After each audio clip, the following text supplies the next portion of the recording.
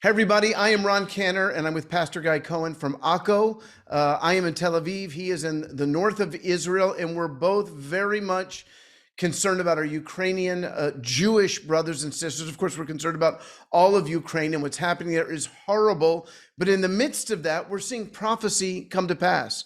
Jeremiah spoke many, many years ago, 2,500 years ago, about an exodus from a land north of Israel that would overshadow the exodus of Israel. Now, we saw that in the 1990s, but there's still 200,000 Jews in Ukraine. And right now, our Ministry of Interior, the Jewish agency which oversees Jewish immigration to Israel, is expecting 10,000 new Ukrainian Jewish immigrants. Guy, what are we doing to help these people? Well, Ron, I can tell you that we arrived to the 10,000 people. In the last 2 weeks and a half, we have many Olim refugees that came to the land of Israel. Some of them, they are in big need. They are coming with nothing. They are coming with nothing. And the majority of them, they are mothers with children, because the men needed to remain at home and they don't allow them to come to Israel. So we see a lot of mothers and children coming to the land with nothing. And they're coming with like a bag for a weekend. You know, when you go with this little bag for a weekend, they're coming the same way to Israel and they have nothing. And 2 weeks and a half ago, I worked with the Akko municipality and the regional city out to receive the Olim in our territory in the north of Israel. The majority of those who receive the Olim in Israel, they are or in the north of Israel or in the south of Israel. So the Akko is one of the cities that are receiving the majority of them. Up to now, we received 50 families into the city, recognized families. And there are those who are coming without recognition. They're coming to their families. But when you say recognition, I assume you mean that they've already been approved for Aliyah, their papers have been looked at, they've been verified. And then there are others who have just gotten on an airplane and they've just come and they've come in, and now that they're here, they're going to do the paperwork for Aliyah. Aliyah, by the way, means to immigrate to Israel. Did I understand that correctly? Yes, you understand it excellently corrected. I can say that when they are coming to Israel on their own status, they are immediately receiving an Israeli ID and all the benefits that the government gives to the Olim as those Jewish people who are coming back to the land, and they receive their citizenship. But there are many situations that, let's say, the rabbi says they are not Jewish. Like if the husband is a Jewish and the wife, she's not a Jewish, and they have a child. And so what is the criteria of the child? And this mother and the child now coming to the land of Israel, and according to the rabbis who are right now are controlling with this lady that she's in charge of the Minister of Interior Ministry, Ayelet Shaked. So she avoid from those people to come to the land of Israel. Right. So let me give a little bit of context there. So in Jewish law, not necessarily in the Torah, but in modern Jewish law, you are considered Jewish if your mother is Jewish. And if your mother is not Jewish, then you can convert to Judaism, but technically you are not declared Jewish by the rabbis here in Israel. Now, the law of return says that you can move to Israel if one grandparent is Jewish, no matter which side. So technically, you can say, well, I'm not technically Jewish according to the rabbis, but I can still make Aliyah because my grandfather was Jewish. So in Ayelet Shaked, she is the interior minister. Now you're saying she's avoiding the issue. She is avoiding the issue. And as I said, they are refugees in the end. They run out of their home without papers and documents. So when they're coming here to the land of Israel and say, wait a minute, my husband is a Jewish, and then they're standing in the border, and there is this officer over there that is not allowing them to come to the land of Israel. And we have sad stories that they are sending people back to Europe. Unless they have a relative over here that they can call to those relatives, and those relatives receive them to their home. In the end, they don't receive anything. Those families, they're coming here to Israel, and they don't get any benefits of Aliyah papers and documents. Now, Guy, that pressure is not coming from the general Israeli public, right? It's coming from a small minority. Am I correct? Absolutely, you're correct. Because in the end, our prime minister, he has only 4 seats in the government, but it was like a mix up for him to be the prime minister of our land. So, but anyway, they're closing the doors for our brothers to come. I'm going to say something very, very ugly now, Ron. It's if Nazis knew who are Jewish, shame to us who we don't know who is a Jewish. Because if we were looking at those 6 million Jewish people who have been murdered in the Holocaust, right, and you will find a lot of stories like this. Right. So who we are to avoid from our brothers to come back to the land of Israel. So it's a shame. And again, the pressure is not coming from the general Israeli public. It's coming from the ultra-Orthodox. And they have a big voice, even though they're technically not in the government right now. They do have influence, and they make a lot of noise. It's one of the reasons why we had to move Shalano TV from cable TV in Israel, where we were for 2 months, 2 amazing months, to the internet, because of the loud voices of a very small group, as opposed to the general public who wouldn't bother them a bit that we were on TV. But let's turn to more positive things, because I know that you're helping these new Olim. So you have 50 families in Akko. What have you, because our supporters around the world have been sending donations. We've raised over $100,000 so far. Initially, those funds were going right into Ukraine and into the bordering countries to take care of refugees. But now we are excited to be able to help those Jewish Ukrainians who are coming to Israel to start a new life. What have you been doing for them? Well, Harvest of Asher also helped in the Ukrainian people in Ukraine, and also sent some of the people from the congregation to the borders to help the refugees. Right. Harvest of Asher is the name of your congregation in Akko. Yes, the congregation in Akko is the Messianic Jewish congregation in the city of Akko. And we have sent our people to help. 2 weeks ago and a half, two and a half weeks ago, I went to the Akko municipality and to the Akko welfare office, to the Akko deputy director, to the mayor, to the national mayor of the area, of the region. And I told them, prepare for Aliyah, prepare for Aliyah. In a way, they all said, wait a minute, the Olim will come and they will have 1 month for free on the expense of the government. We don't need to be worried about it. And I said, no, we need to be ready, because they are coming. Because I could see what's going on the borders, and now we are expecting it. Yes. So, Guy, hang on a second. You are a Messianic Jew. You come from an Orthodox background, but in Akko, you're known as a Messianic Jew, and yet you can go into the local area, city hall, the municipality, and they talk to you? Of course. I grew up in this city, and everyone knows me. The rabbis of the city knows me. It's not easy to be a believer in Yeshua. In spite of this, it's our duty to stand bold, reflect the love of Yeshua to our neighbors, to our community, and show who is Yeshua. And I recommend to those Christians who support Israel to do this through a messianic body in the land, because it's a win-win. You are empowering the local messianic body in the land to be bold in their community. So that's what's happening. We are Harvest of Asher is almost 18 years. We are doing humanitarian aid and activity, so we are already known in our community. I'm not saying in the city, the mayor in the city. Yes. The mayor in the city, they appreciate the fact that you guys are helping, even though that you're Messianic. It's like when we went to Ashkelon in the war almost a year ago now, those 11 days of Hamas rockets. Afterwards, we went to Ashkelon, and I said, we want to help. We want to build bomb shelters. What can we do? And I said to the mayor, but there's something you need to know first. I'm a Messianic Jew. Ani Ma'amin Yeshua. I believe in Jesus as Messiah. And is that going to be a problem? And he said, I don't care if you're a Muslim. I need help.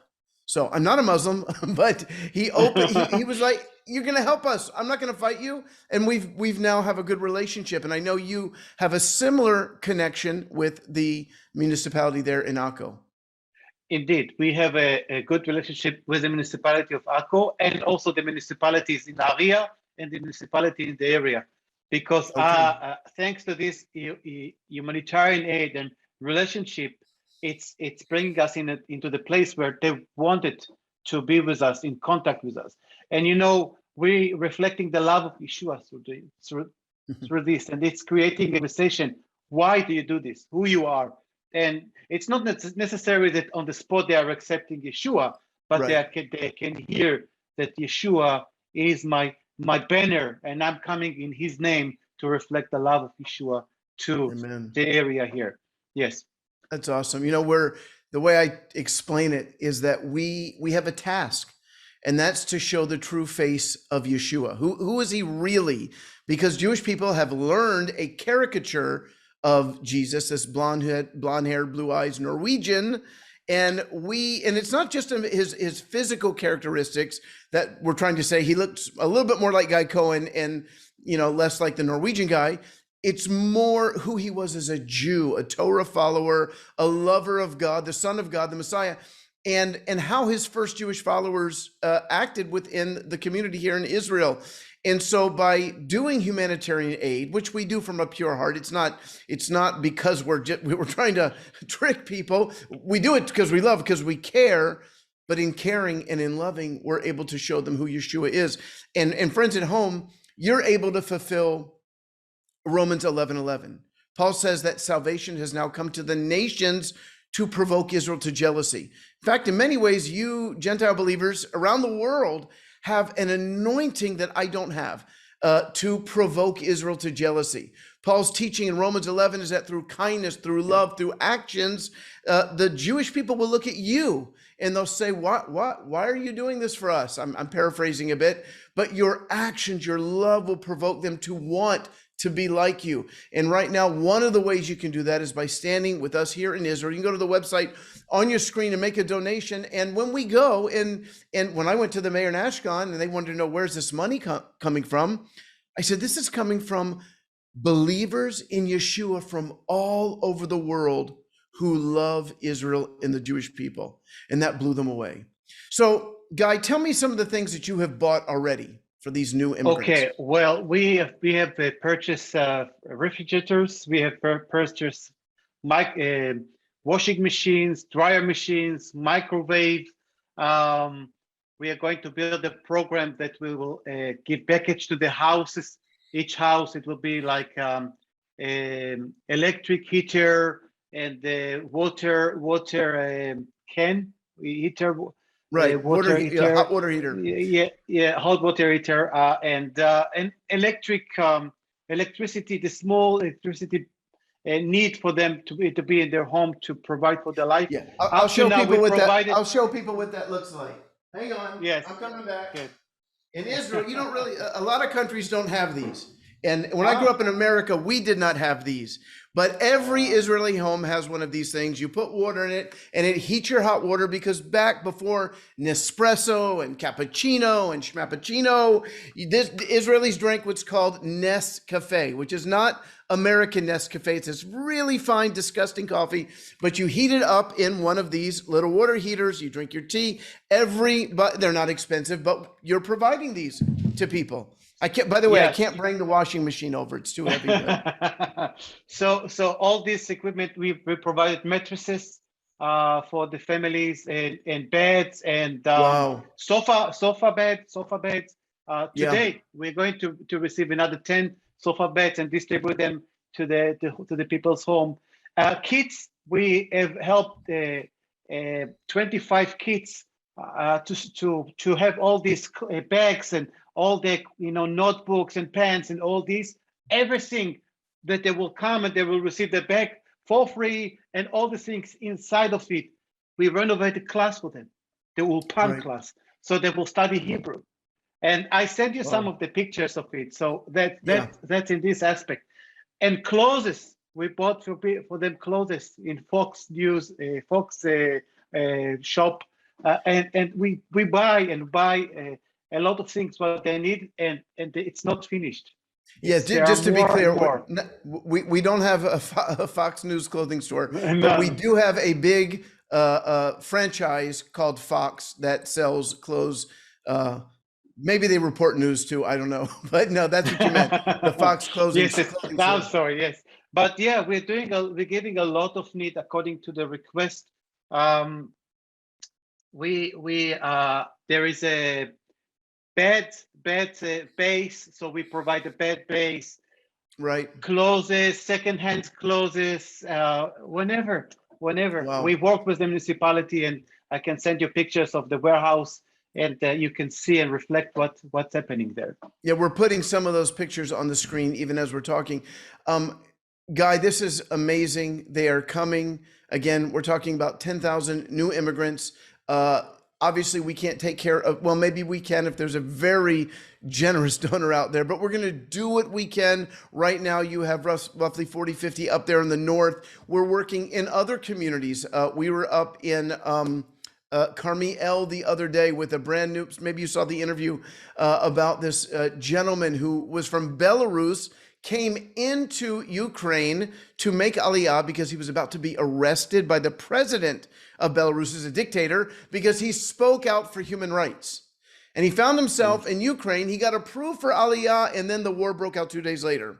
He had to get from Kiev to Moldova, which is 500 kilometers, where he caught a plane. Now he's here, but he had an empty apartment. So we have filled his apartment with what he needs to, so he can receive his son. He's 67, but his son and his family, they also escaped Belarus, and they're on their way.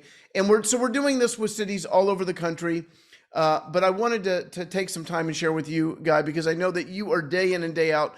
You're meeting the needs of these new immigrants in Akko. And friends, I want to ask you to go to the website on your screen and make a generous donation. If you want to send in a check, there's an address there. But this is a crucial time to be Yeshua to these people. You know, if I went out on the street right now in Tel Aviv and started handing out,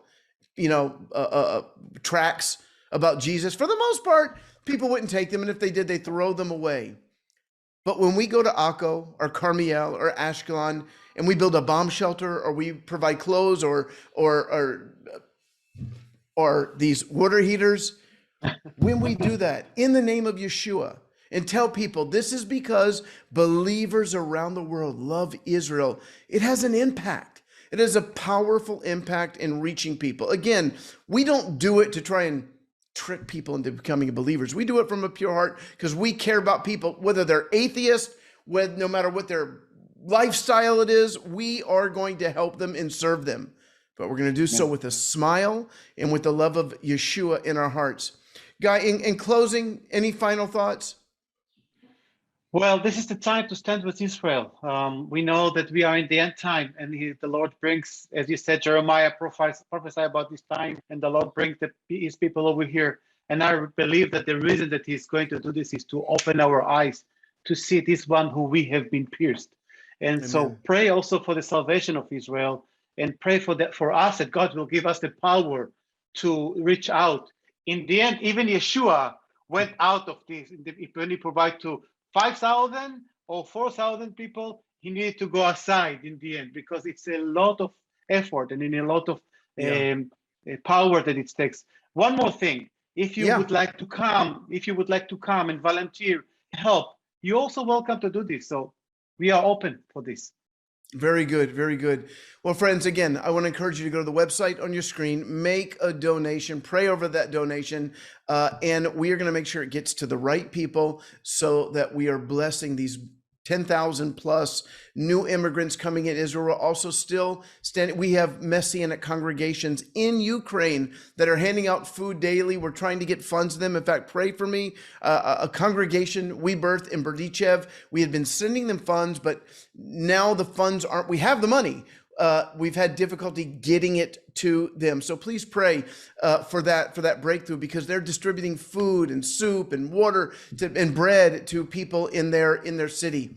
Guy, thank you so much for being with me today, and we'll talk more with you because this is an issue that's not going away.